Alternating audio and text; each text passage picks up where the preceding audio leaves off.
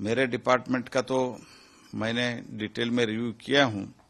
इसके साथ प्रमुख जो माननीय प्रधानमंत्री जी के फ्लैगशिप योजना है उसके बारे में मैं रिव्यू किया हूं।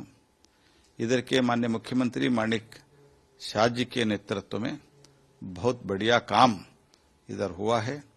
आगे भी कुछ इशू माननीय मुख्यमंत्री द्वारा और मंत्रीगण के द्वारा अधिकारीगण के द्वारा मुझे ध्यान में लाया गया है।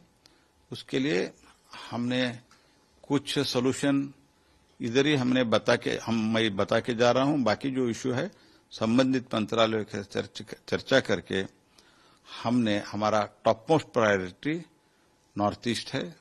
मेरे डिपार्टमेंट का तो मैंने डिटेल में रिव्यू किया हूं।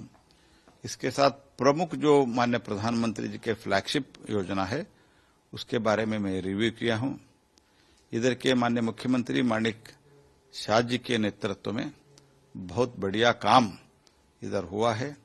आगे भी कुछ इशू माननीय मुख्यमंत्री द्वारा और मंत्रीगण के द्वारा अधिकारीगण के द्वारा मुझे ध्यान में लाया गया है।